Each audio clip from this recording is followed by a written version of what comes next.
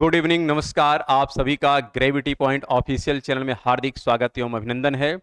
मैं सुरेश दत्त दुबे आज आप लोगों के समक्ष इस प्लेटफॉर्म के माध्यम से टीजीटी, पीजीटी, यूजीसी एवं असिस्टेंट प्रोफेसर 2024 को ध्यान में रख करके एक सीरीज प्रारंभ किए हैं, जिसके अंतर्गत संपूर्ण भारत के भूगोल का हम लोग अध्ययन कर रहे हैं। और इससे पूर्व हमने इस विषय पर लगभग 16 एपिसोड कंप्लीट किया है और इसी का आज 17वां एपिसोड है, जिसके अंतर्गत हम लोग आज ग्रेट हिमालय का डिस्कशन करेंगे। हमें आशा है कि आप लोग स्वस्थ होंगे, मस्त होंगे और अपनी पढ़ाई में संलग्न होंगे।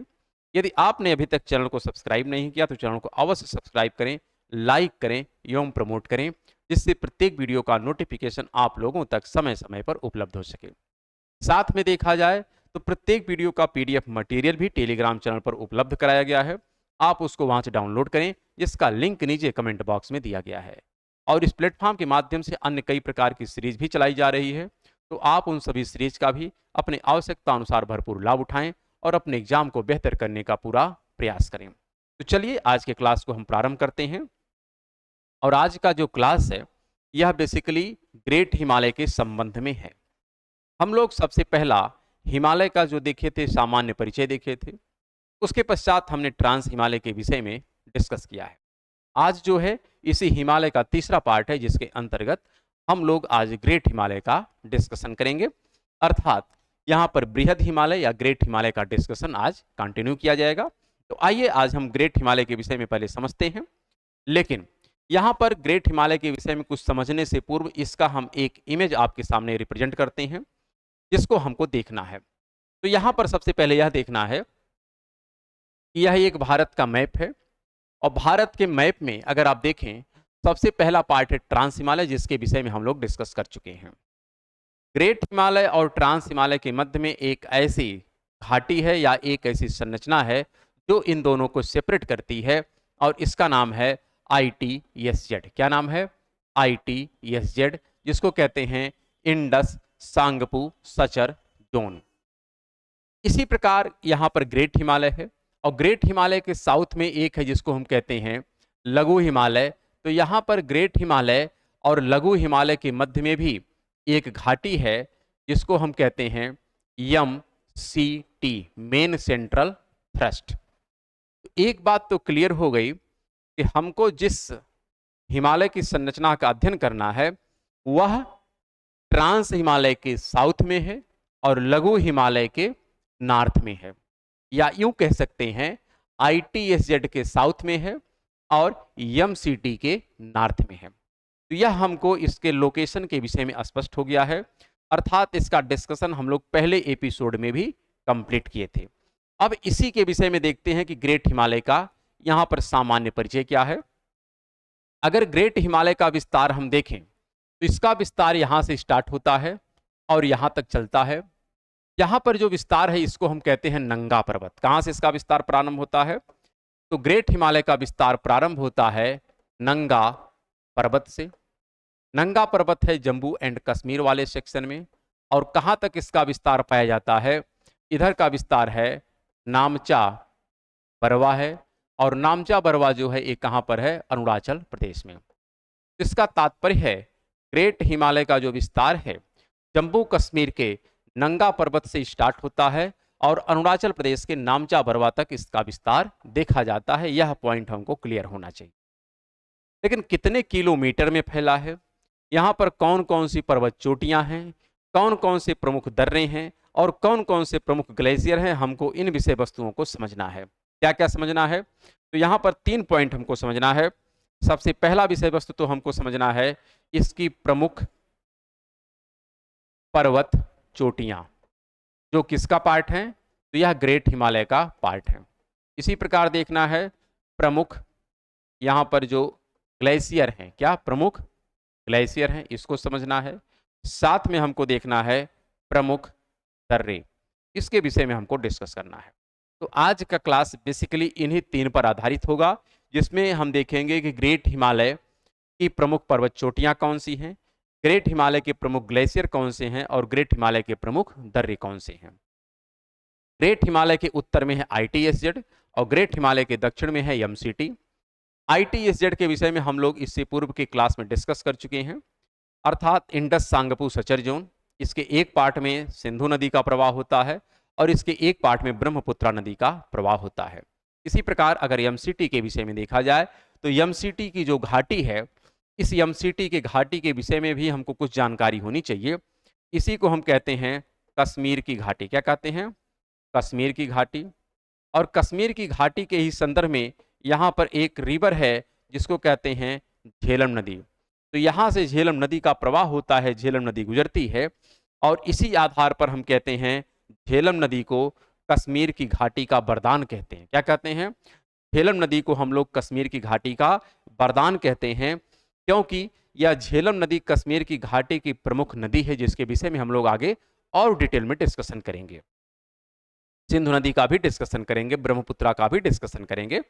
बस यहाँ पर अभी आपको सामान्य परिचय मिल रहा है कि ये सब घाटियां हैं कहाँ पर विद्यमान, या ये नदियां हैं कहाँ पर विद्यमान। तो ये तो क्लियर हो गया कि जो यमसीटी है, जो कश्मीर की घाटी है, यहाँ की प्रमुख नदी है जिसका नाम है झेलम नदी। क्या है? झेलम नदी। अब यहाँ पर इसका जो सामान्य परिचय लिखा है इसको हम पढ़ देते हैं और आप ध्यानपूर्वक इसको देखिए। लिखा गया है बृहद हिमालय या ग्रेट हिमालय के विषय में इसे हिमाद्री कहते हैं। क्या कहते हैं? इसे हिमाद्री भी कहते हैं, सर्वोच्च या महान अथवा आंतरिक हिमालय के नाम से जानते हैं। अर्थात इसके कई अन्य नाम भी विद्यमान हैं और इन नामों को आपको ध्यानपूर्वक समझना है। कौन कौन से इनके नाम है? इसे हिमाद्री कहते हैं क्योंकि इसकी चोटियां काफी ऊंची हैं, अर्थात सदैव बर्फ से ढकी रहती हैं। इसे सर्वोच्च भी कहते हैं क्योंकि बहुत ऊंचा है। इसे महान भी कहते हैं, इसे आंतरिक भी कहते हैं। आंतरिक इस आधार पे कहते हैं क्योंकि इसके उत्तर में है ट्रांस हिमालय और इसके दक्षिण में है लघु हिमालय, तो इसलिए यह एक प्रकार से आंतरिक हिमालय के नाम से भी जाना जाता है। तो यह इसका नामकरण हो गया। साथ में यहां पर देखा जाए हिमालय की जो सर्वोच्च, क्या हिमालय की सर्वोच्च तथा सबसे ऊपरी जो श्रेणी है जिसका आंतरिक भाग आर्कियन शैलों से बना है। किससे बना है? आर्कियन शैलों से बना है। अर्थात ग्रेट हिमालय में जो संरचनाएं हैं वो तो बेसिकली अगर हम देखें तो यहाँ पर अवसादी चट्टानों का प्रधानता है, क्योंकि टर्शियरी कालखंड में बनी है और टेथिस भूसन्नति से बनी है। इसलिए यहाँ पर बलन की प्रक्रिया से ये जब संरचनाएं बनी है तो इसमें अवसादों की प्रधानता है। लेकिन जो इसका आंतरिक भाग है, आंतरिक भाग में अगर आप ध्यान से देखें तो यहाँ पर आर्कियन युगीन की भी चट्टानें पाई जाती हैं। आर्कियन युगीन है, धारवाड़, हर प्रकार की चट्टानें यहाँ पर भी विद्यमान है, ऐसी बात नहीं है। इसलिए लिखा है आर्कियन युगीन चट्टानें भी विद्यमान है, जिसमें ग्रेनाइट है, नीस है, सिस्ट की चट्टानें विद्यमान हैं तथा सिरे एवं पार्श्व भागों में कायांतरित अवसादी शैलें भी विद्यमान हैं। यहाँ पर पार्श्व मतलब जो उसका बाहरी भाग है और जो उसका चोटी है, यहाँ पर ज्यादातर चट्टानें कैसी हैं? अवसादी हैं। तो ये क्लियर है क्योंकि बाहरी भाग है तो अवसादी है, आंतरिक भाग है तो प्राचीनतम जो आर्कियन चट्टान है या प्राथमिक चट्टान है वह यहाँ पर देखी जाती है। साथ में अगर देखें इस श्रेणी की जो औसत ऊंचाई है, अर्थात हिमालय जो ये महान हिमालय है, इसकी औसत ऊंचाई अगर आप देखें तो 6100 मीटर है। ग्रेट हिमालय की औसत ऊंचाई कितनी है? 6100 मीटर है। और अगर इसकी लंबाई की बात करें तो यह लगभग 2400 से लेकर के 2500 किलोमीटर की लंबाई में फैला हुआ है। हम लोग प्रारंभ में ही देखे थे कि हिमालय की जो औसत लंबाई है वह लगभग 2400 से 2500 किलोमीटर है। वह इसी ग्रेट हिमालय के आधार पर इसकी लंबाई का डिस्कशन होता है। लेकिन चौड़ाई का जब डिस्कशन होता है तो चौड़ाई में हमारी चारों श्रेणियां विद्यमान होती हैं। ट्रांस भी होता है, ग्रेट भी होता है, लघु होता है, शिवालिक होता है। तो उस आधार पर अगर हम देखें तो यहाँ पर हम लोग यह कह सकते हैं कि चौड़ाई जो ग्रेट हिमालय की है ये मात्र है 25 किलोमीटर। कितना है? 25 किलोमीटर। जबकि अगर सभी को हम कंप्लीट करें तो वहां पर 160 से लेकर के 400 किलोमीटर आता है। कितना आता है? 160 से लेकर के 400 किलोमीटर तक विद्यमान होता है। लेकिन यहां पर चौड़ाई कितना है? 25 किलोमीटर है। कितना है? 25 किलोमीटर।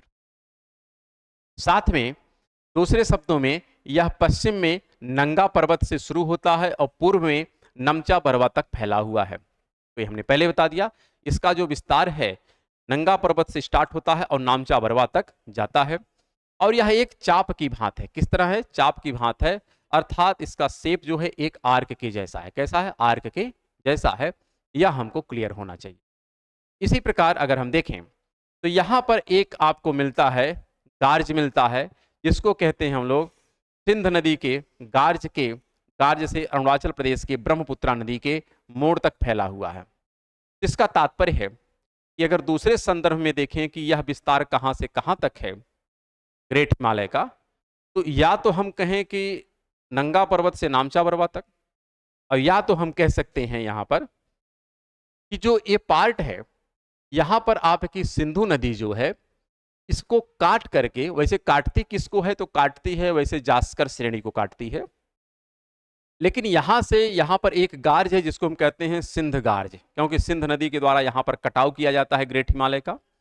तो सिंध नदी के द्वारा जहां पर ग्रेट हिमालय का कटाव किया जाता है वहां पर है सिंध गार्ज। तो सिंध गार्ज से यह प्रारंभ होता है और यहां पर ब्रह्मपुत्रा नदी के द्वारा एक कटाव किया जाता है। तो सिंध गार्ज से लेकर के ब्रह्मपुत्रा गार्ज तक का जो क्षेत्र है यह ग्रेट हिमालय का क्षेत्र है, ऐसा भी हम कह सकते हैं। और अगर चोटी के आधार पर हम कहें ग्रेट हिमालय के विषय में, तो इसका विस्तार है नंगा पर्वत से नामचा बरवा तक, यह हमको क्लियर होना चाहिए। तो यहां तक का मटेरियल आपको क्लियर हो गया होगा। अब इसी प्रकार अगला जो पॉइंट है इसको भी ध्यान रखिएगा। मध्य भाग जो है, जो प्रमुखता नेपाल देश में विस्तृत है, कहां है, नेपाल देश में विस्तृत है, क्योंकि मध्य भाग आप देखिए, मध्य में यहां पर कौन है, ये है नेपाल, तो यह नेपाल में फैला हुआ है, ये भी हमको क्लियर होना चाहिए। साथ में सबसे ऊंचा जो भाग है यह नेपाल में ही है, ग्रेट हिमालय का जो सबसे ऊंचा वाला भाग है वह नेपाल में ही है, जिसको हम कहते हैं माउंट एवरेस्ट। क्या कहते हैं, माउंट एवरेस्ट। यहां पर अब कुछ बातें और हम पहले डिस्कस कर देते हैं, फिर इसको हम पढ़ेंगे, क्योंकि पहले उसके विषय में हमको क्लियरिटी होनी चाहिए, फिर तो हम जाकर के इसको पढ़ें तो बातें कुछ क्लियर हो जाएंगी। अब इसको पढ़ने के लिए ध्यान रखिएगा, हम उसी ग्रेट हिमालय की बात कर रहे हैं, लेकिन यहां पर भारत का इमेज हम नहीं बनाएंगे, केवल हम मान के चलते हैं यह हमारा है ग्रेट हिमालय है। क्या है, ये हमारा है ग्रेट हिमालय है। और ग्रेट हिमालय का विस्तार कहां से प्रारंभ होता है, तो हमने पहले ही कहा है यह नंगा पर्वत से स्टार्ट होता है। कहां से स्टार्ट होता है, ये है आपका नंगा पर्वत, यहां से स्टार्ट होता है और कहां तक फैला हुआ है, तो यहां पर स्थान है नामचा बरवा। कहां तक है, नामचा बरवा तक यह फैला हुआ है, जो अरुणाचल प्रदेश में है। कहां पर है, यह अरुणाचल प्रदेश में है। और ये वाला सेक्शन जो है यह जम्मू एंड कश्मीर में है। इतनी बातें तो आपको क्लियर हैं, लेकिन यहां पर बीच में अन्य और भी प्रमुख पर्वत चोटियां पाई जाती हैं, जिसके विषय में हमको क्लियरिटी होनी चाहिए। तो यहां पर हम जो लिखने जा रहे हैं यह है प्रमुख पर्वत चोटियां हैं, जो किसका पार्ट है, ग्रेट हिमालय का पार्ट है। यहां पर अगर हम क्रम से देखें प्रमुख पर्वत चोटियों का विस्तार, तो हम इसलिए इमेज ड्रा कर रहे हैं कि जिससे आपको दिशा का भी प्रॉपर नॉलेज हो सके, क्योंकि बगैर दिशा के आप यहां पर आंसर नहीं दे पाएंगे। दिशा कौन कौन सी हैं, यहां पर आपको मिलेगा केदारनाथ, बद्रीनाथ, नंदा देवी। अगर केदारनाथ, बद्रीनाथ और नंदा देवी के विषय में हम डिस्कस करें, तो यह तीन जो पार्ट हैं यह कहां पर है, इनका नाम है केदारनाथ, नंदा देवी, केदारनाथ, बद्रीनाथ, फिर नंदा देवी। केदारनाथ, बद्रीनाथ और है नंदा देवी। यह तीन पार्ट जो हैं यह है उत्तराखंड में। इसका तात्पर्य है कि ग्रेट हिमालय की एक जो प्रमुख संरचना है यह जम्मू कश्मीर में है, इसका नाम है नंगा पर्वत। और इसी की जो तीन संरचनाएं हैं केदारनाथ, बद्रीनाथ और नंदा देवी, यह उत्तराखंड में है। इसके पश्चात यह ग्रेट हिमालय प्रवेश करता है नेपाल में। कहां प्रवेश करता है, नेपाल में। जैसा आप यहां पर देख सकते हैं कि यहां पर उत्तराखंड के पश्चात यह प्रवेश करती है। यहां पे हमने कहा कि तीन पार्ट आपके कहां हैं, तीन पार्ट आपको मिलेंगे उत्तराखंड में, यहां पर है केदारनाथ, बद्रीनाथ, नंदा देवी। उसके पश्चात ये प्रवेश कर जाती है कहां पर, नेपाल में। तो नेपाल में कौन कौन सी संरचना है इसके विषय में यहां पर हम आपको क्लियर कर रहे हैं। तो नेपाल में जो संरचनाएं हैं इनका नाम अगर आप देखें तो यहां पर है धौलागिरी। क्या है, Dhaulagiri, Annapurna, Annapurna, Manaslu, Gauri Shankar, Gauri Shankar, Mount Everest, Mount Everest, और प्लस यहां पर है मकालू। तो यहां पर आप क्लियर रखिएगा, दिशा के आधार पर आपसे प्रश्न पूछा जाता है। यह जो हम लिख रहे हैं पश्चिम से पूरब के क्रम में लिख रहे हैं, अर्थात पश्चिम में है नंगा पर्वत, केदारनाथ, बद्रीनाथ, नंदा देवी। उसके पश्चात नेपाल में जो है क्रम से धौलागिरी, अन्नपूर्णा, मंसालू, गौरी शंकर, माउंट एवरेस्ट और मकालू। ये जो पार्ट हैं, यह पार्ट आपके हैं कहां पर हैं? नेपाल में हैं। और यह जो माउंट एवरेस्ट है, यह विश्व की सबसे ऊंची पर्वत चोटी है। यह भी हमको क्लियर होना चाहिए। यह विश्व की सबसे ऊंची पर्वत चोटी है। 8,848 मीटर इसकी ऊंचाई है। और ये कहां पर विद्यमान है? नेपाल में विद्यमान है। तो इतना पॉइंट हमको क्लियर होना चाहिए। इसके पश्चात यह जो हिमालय है, यह प्रवेश कर जाता है सिक्किम में। कहां प्रवेश कर जाता है? सिक्किम में। क्लियर रखिएगा। यहां पर अगला जो पार्ट आता है, ये होता है सिक्किम का। तो सिक्किम में यह प्रवेश कर जाती है। और सिक्किम में जो प्रमुख इसका पार्ट है, इसी का हम कहते हैं कंचनजंगा है। क्या है? कंचनजंगा है। यह क्लियर रखिएगा। अर्थात यह ग्रेट हिमालय अब प्रवेश करेगा कहां पर? तो यहां पर कुछ इस प्रकार से ये है सिक्किम का पार्ट, और यहीं से प्रवेश करता है। और यहां पर है आपका कंचनजंगा। क्या है? कंचनजंगा। और कंचनजंगा कहां पर है? ये है सिक्किम में। कहां पर है? सिक्किम में। तो हम कह सकते हैं इनका जो विस्तार है पश्चिम से पूर्व के क्रम में, यह आपको क्लियर कट याद होना चाहिए। जिसमें जम्मू कश्मीर में नंगा पर्वत, उत्तराखंड में केदारनाथ, बद्रीनाथ, नंदा देवी। नेपाल में जो है यहाँ पर है धौलागिरी, अन्नपूर्णा, मंसालू, गौरी शंकर, माउंट एवरेस्ट और मकालू है। इसके पश्चात आता है सिक्किम। सिक्किम में है कंचनजंगा। कंचनजंगा के विषय में अगर हम बात करें, तो यह विश्व का भारत का एकमात्र ऐसा वर्ल्ड हेरिटेज साइट है जो मिश्रित क्रम का है। किस क्रम का है? मिश्रित क्रम का है। वैसे बहुत से आपको भारत में वर्ल्ड हेरिटेज साइट मिलेंगे, उसमें आपको कंचनजंगा भी मिलता है। और यह भारत का दूसरा सर्वोच्च पर्वत शिखर है। ध्यान रखिएगा, यह भारत की दूसरी सबसे ऊंची पर्वत चोटी है। भारत की दूसरी सबसे ऊंची पर्वत चोटी है। यह पॉइंट हमको क्लियर होना चाहिए। वैसे भारत की सबसे ऊंची पर्वत चोटी का नाम क्या है? माउंट केटू है, जो किसका पार्ट है? ट्रांस हिमालय का पार्ट है। और कहां पर है? तो जम्मू कश्मीर वाले सेक्शन का, जो अब वर्तमान लद्दाख वाला एरिया है, वहां पर विद्यमान है। लेकिन जो भारत की दूसरी सबसे ऊंची पर्वत चोटी है, जिसका नाम है कंचनजंगा, यह किसका पार्ट है? तो यह सिक्किम का पार्ट है। किसका पार्ट है? सिक्किम में है। और ग्रेट हिमालय का पार्ट है। किसका पार्ट है? ग्रेट हिमालय का पार्ट है। अगर दूसरे दृष्टिकोण से देखा जाए तो हम कह सकते हैं भारत की ग्रेट हिमालय की सबसे ऊंची पर्वत चोटी का नाम कंचनजंगा है, लेकिन यह ग्रेट हिमालय की, और वैसे देखा जाए तो दूसरे क्रम पर है। और नंगा पर्वत जो है, यह थर्ड रैंक पर है। भारत की यह थर्ड सबसे ऊंची पर्वत चोटी है। तो सबसे ऊंची पर्वत चोटी का नाम माउंट केटू, दूसरे नंबर पर कंचनजंगा, तीसरे नंबर पर आता है नंगा पर्वत। यह भारत की 3 प्रमुख सबसे ऊंची पर्वत चोटियां हैं। इनको हमें याद कर लेना है, इनको भूलना नहीं है।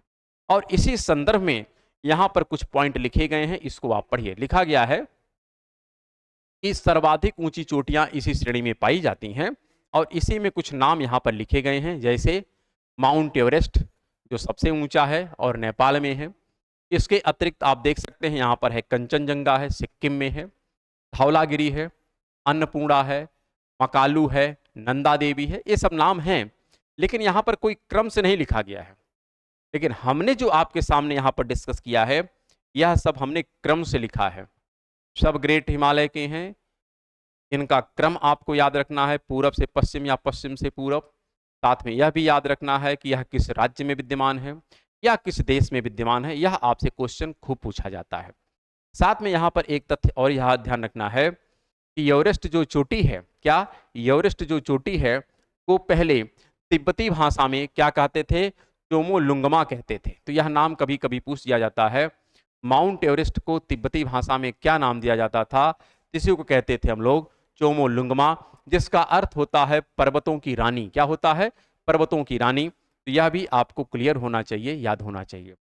और इसे सागर माथा की संज्ञा भी दी जाती है, अर्थात माउंट एवरेस्ट को ही हम लोग सागर माथा के नाम से भी जानते हैं। तो यह इसके कुछ अल्टरनेट नाम भी उपलब्ध हैं, आप इस नाम को भी याद रखें। इसी प्रकार हम कह सकते हैं कि ग्रेट हिमालय के कुछ प्रमुख ग्लेशियर भी हैं और कुछ प्रमुख दर्रे भी हैं, इसको भी हमें याद रखना है। अब देख लेते हैं कुछ प्रमुख यहाँ पर दर्रों की बात कर लेते हैं कि कौन कौन से प्रमुख दर्रे हैं कहाँ पर, ग्रेट हिमालय में। तो ग्रेट हिमालय के प्रमुख दर्रों के विषय में हमको डिस्कस करना है। तो सबसे पहले हम ग्रेट हिमालय का यहाँ पर एक इमेज आपके सामने बना देते हैं। यह ग्रेट हिमालय है और ग्रेट हिमालय में कई दर्रे अवेलेबल हैं। कौन कौन से दर्रे हैं इनके नाम लिख देते हैं हम। दो दर्रा आपको मिलता है कहाँ पर, ग्रेट हिमालय में। अगर एक दर्रे का हम नाम देखें तो एक का नाम है बुर्जिल दर्रा, एक का नाम है जोजिल दर्रा। तो दो दर्रे यहाँ पर विद्यमान हैं। एक को हम कहते हैं बुर्जिल दर्रा है और दूसरे का नाम है जोजिल दर्रा। क्या नाम है, जोजिल दर्रा। यह दो दर्रे ग्रेट हिमालय के हैं, लेकिन कहाँ पर विद्यमान है, यह आपके जम्मू एंड कश्मीर राज्य में विद्यमान है। इसी प्रकार आपके दो दर्रे मिलते हैं जो कहाँ विद्यमान है, हिमाचल प्रदेश में विद्यमान है। किसके हैं, ग्रेट हिमालय की पार्ट है। इनके नाम क्या है, इनका नाम है बारालाचा। क्या नाम है, एक का नाम है बारालाचा और एक का नाम है सिपकीला। क्या नाम है, सिपकीला। यहां पर ये दो दर्रे हैं जो हैं हिमाचल प्रदेश में। कहां पर हैं, हम जो भी दर्रे आपके सामने लिख रहे हैं क्रम से लिख रहे हैं, दिशा के अनुसार, क्योंकि यहां से प्रश्न पूछा ही जाता है। तो यहां पर दो दर्रे हैं जो जम्मू कश्मीर में है, एक का नाम बुर्जिल दर्रा, एक का नाम जोजिल दर्रा। और इसमें भी नॉर्थ या हम पश्चिम में बात करें तो यह आपका है बुर्जिल, उसके पूरब में है जोजिल, उसके बाद है बारालाचा, फिर है आपका सिपकीला। सबके संदर्भ में कुछ न कुछ तथ्य हमको आगे मिलेंगे, क्योंकि आगे हम कुछ और भी तथ्य डिस्कस करेंगे जहां पर कुछ परिवहन की बातें होती हैं, कुछ नदियों की बातें होती हैं, उसका भी डिस्कशन किया जाएगा। इसके पश्चात यह ग्रेट हिमालय उत्तराखंड होते हुए पहुंचता है नेपाल में। उत्तराखंड में कोई यहाँ पर विशेष दर्रा हमको देखने को नहीं मिलता है, लेकिन इसके कुछ दर्रे हैं जो नेपाल में मिलते हैं। कुछ दर्रे हैं जो नेपाल में मिलते हैं। कौन कौन से दर्रे हैं जो नेपाल में मिलते हैं, इनके नाम अगर देखा जाए तो यहाँ पर है थांगला। क्या है, थांगला। फिर है मानाला, नीटा पास, नीटा पास। फिर यहाँ पर आगे हम देखते हैं, यहाँ पर मिलता है लीपुला। क्या नाम है, लीपुला। तो यहाँ पर हम कह सकते हैं थांगला, मानाला, नीटा पास, लीपुला, ये चार दर्रे जो हैं यह तो हैं ग्रेट हिमालय के ही हैं, लेकिन कहाँ पर हैं, तो यह नेपाल में है। कहाँ पर है, नेपाल में है। आपको दिशा और स्थान याद होना चाहिए। ग्रेट हिमालय के प्रमुख दर्रे दो विद्यमान हैं जम्मू कश्मीर में, एक का नाम है बुर्जिल दर्रा, एक का नाम है जोजिल दर्रा। दो दर्रे विद्यमान हैं आपके हिमाचल प्रदेश में, एक का नाम है सिपकीला और एक का नाम है बारालाचा। दिशा क्लियर कट याद रखिएगा। फिर आते हैं हम लोग नेपाल में। नेपाल में क्रम से है थांगला, मानाला, नीटा पास और लिपुला। इसके पश्चात यह ग्रेट हिमालय पहुंचता है आपका सिक्किम में। कहाँ पहुंचता है, सिक्किम में। सिक्किम में दो दर्रे आपको देखने को मिलते हैं और ये दो दर्रे जो सिक्किम में हैं इनका नाम है नाथुला और जेलपला। क्या नाम है, इनका नाम है नाथुला, इनका नाम है नाथुला प्लस जेलपला। तो यहाँ पर हम कह सकते हैं कुछ दर्रे हैं जिनके नाम हमको याद होने चाहिए, और ये कहाँ पर हैं, ये हैं सिक्किम में। कुछ बच्चे यहीं पर पूछ सकते हैं सर इसका कुछ दर्रा क्या पूर्वोत्तर भारत में नहीं है क्या, है। तो हम जो दर्रे पूर्वोत्तर भारत के हैं उसको अलग से पढ़ लेंगे, ठीक है ना। यहाँ पर सिर्फ हम अभी पढ़ रहे हैं कि मेन जो भारत है यहाँ पर जो कुछ प्रमुख दर्रे हैं क्रम से, वो भी किसके, ग्रेट हिमालय के।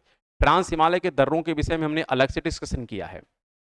हम सभी दर्रों को एक ही में नहीं खिचड़ी पका रहे हैं, अगर चाहें तो एक ही साथ सभी दर्रों को हम बता सकते हैं स्टेट वाइज करके। लेकिन फिर आपको अगर क्वेश्चन में थोड़ा सा कंफ्यूजन कर दिया, यह बताइए यह किस हिमालय का पार्ट है, लघु हिमालय या ट्रांस हिमालय या ग्रेट हिमालय, तो फिर फंस जाएंगे आप। या फिर ये भी पूछ सकता है कि इनका क्रम क्या है दिशा वाइज, तो भी आप फंस जाएंगे। इसलिए हम प्रत्येक दर्रे को दिशा के अनुसार और स्थान के अनुसार आपके साथ डिस्कस कर रहे हैं। अब इसी के विषय में कुछ हो सकता है यहाँ पर तथ्यात्मक ज्ञान आपको दिया गया है जिसको हमको स्पष्ट होना चाहिए। क्या लिखा गया है, लिखा गया है इस पर्वत श्रेणी का ढाल जो है काफी तेज है, यहाँ हिम नदियां भी हैं क्योंकि बहुत से हिमानी भी पाए जाएंगे, और इसी हिमानी के संदर्भ में इसी हिमानी के एक सेकंड थोड़ा hold।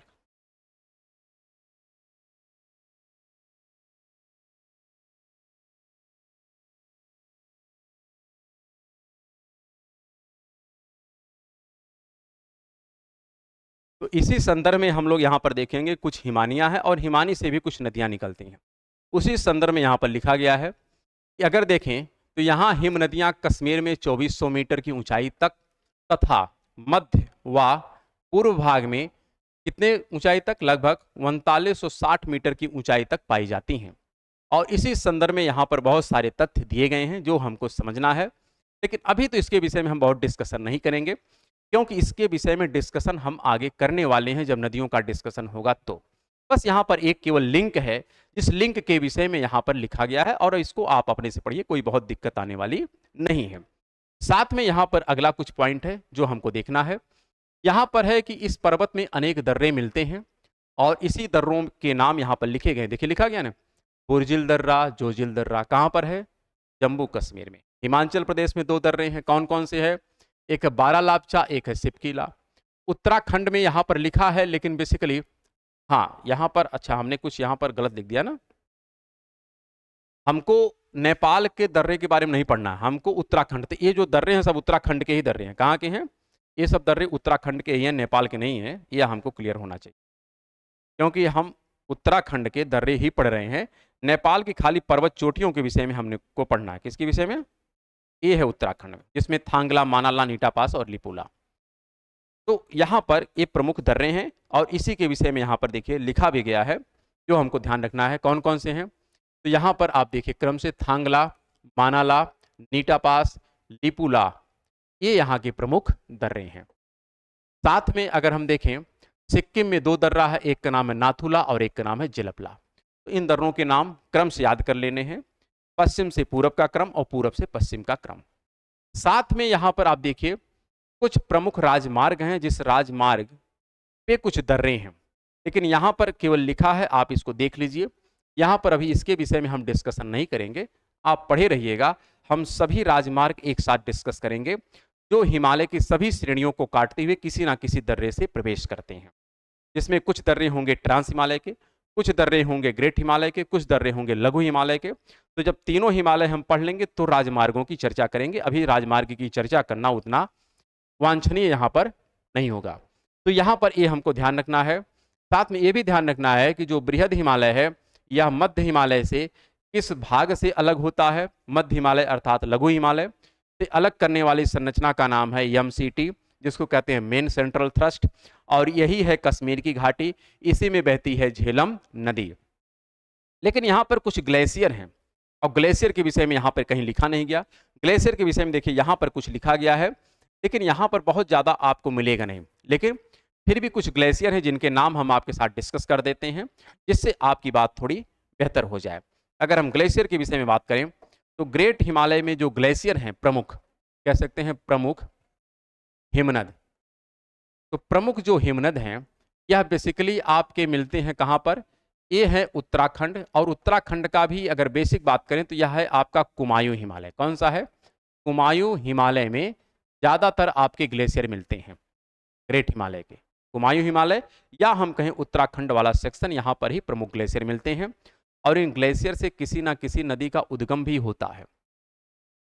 और इसी में अगर हम देखें तो हमारे जो हिमनद हैं इसी में मिलता है, जैसे गंगोत्री हिमनद है। कौन सा है? गंगोत्री है। इसी में है यमुनोत्री है। इसी में आपका है सतोपथ। क्या है? सतोपथ हिमानी। ये सब हिमानी हैं, जिस हिमानी से किसी ना किसी नदी का उद्गम होता है। तो यही पॉइंट यहाँ पर लिखे गए हैं जिसको हमको देखना है। लेकिन आगे जब हम नदी पढ़ेंगे, गंगा नदी, तो वहाँ पर इसके विषय में प्रॉपर डिस्कशन किया जाएगा। लेकिन यहाँ पर कुछ हिमनद हैं जो आप देख सकते हैं। यहाँ पर जैसे मिलाम ग्लेशियर है, मिलाम ग्लेशियर है, गंगोत्री हिमनद है, साथ में जेमू ग्लेशियर है। इस जेमू जो है ये कहाँ पर है? ये सिक्किम में है। कहाँ पर है? सिक्किम में है। ये क्लियर रखिएगा। शेष जो ग्लेशियर है ये कहाँ पर है? उत्तराखंड में। केवल एक ग्लेशियर है जो सिक्किम में मिलेगा, उसका नाम है जेमू, और जेमू से जो नदी निकलेगी उसका नाम है तिस्ता। इसके अतिरिक्त जितने ग्लेशियर हैं सब कहाँ मिलेंगे? सब मिलते हैं उत्तराखंड के, और वो भी कुमायूं हिमालय में। तो यह इसके विषय में एक संक्षेप में चर्चा थी जो ग्रेट हिमालय को प्रॉपर ढंग से डिफाइन करता है। अभी कुछ ऐसे भी तथ्य हैं जो हमको लघु हिमालय का डिस्कशन करने के पश्चात कंप्लीट करना होगा। वहां पर आते हैं प्रमुख राजमार्ग, तो उसका डिस्कशन हम लोग नेक्स्ट एपिसोड में करेंगे। तो हम लोग अब मिलेंगे कल के क्लास में, तब तक के लिए नमस्कार, धन्यवाद।